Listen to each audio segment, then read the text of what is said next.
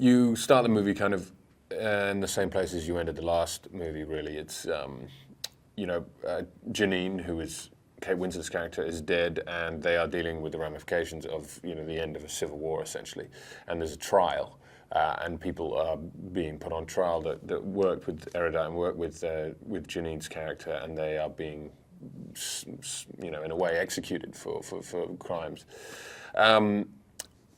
Meanwhile, Four and Triss are debating and deciding what to do next, and they feel like Chicago has reached a place where it can't come back from, and the insanity is continuing with these executions. So they're going to leave, and they're going to see what's outside the wall because they've seen this message. So they set out a plan to do so, and it's quite a complex one. But they have to get over the wall, and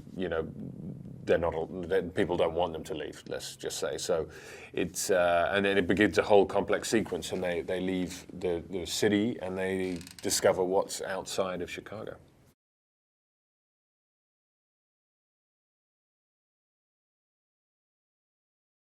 It's difficult because not only is it a physical wall that they have to, it's quite impressive when you see it. It's a humongous wall, and they have no idea what is outside. But also logistically, they have to get over it, and they have accomplices, other characters in the story. But it's also symbolic, it's leaving everything that they know with very little to help them along the way.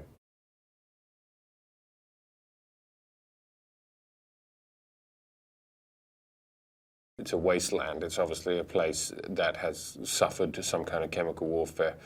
And it appears that there is nothing there, so suddenly they feel like they have kind of gone down a rabbit hole that they can't return from. And then suddenly the Bureau opens up, and it's a completely different world beyond any of their expectations.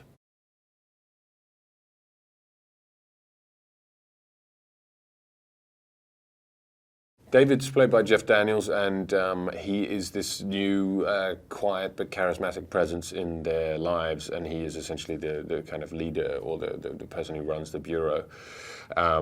Four is inherently a little, pessimistic, a little critical of him. He looks around and he sees another form of control. He's someone who's grown up in that, very much so, and he's been damaged by it at all stages of his life. And again, that's his personality. He's more someone who is measured and a little bit, he's not going to jump on the train quite so easily, whereas Triss is very hopeful, and she feels like this is what she's been searching for, and this is the kind of the missing piece to her questioning for all her life, so she's quite embracive of it.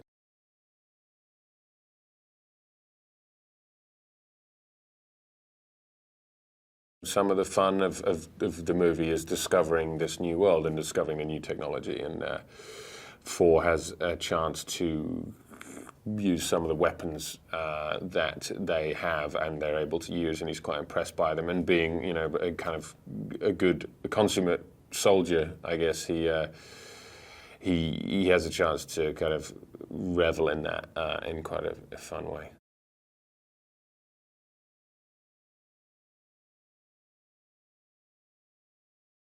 I think their biggest challenge now is the two kind of opposite sides of their personalities, and that's, again, Four's pessimism and his closedness, but it leads him to be very measured and thoughtful about trusting someone.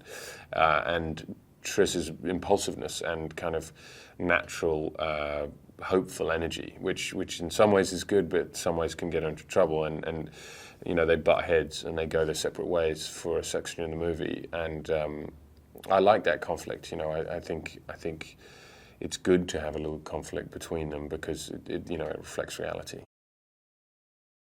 Hi, here's an interesting movie fact for you. Each frame of the CGI scenes in James Cameron's Avatar, 1/24th of a second, took an average of 47 hours to render. Can you believe it?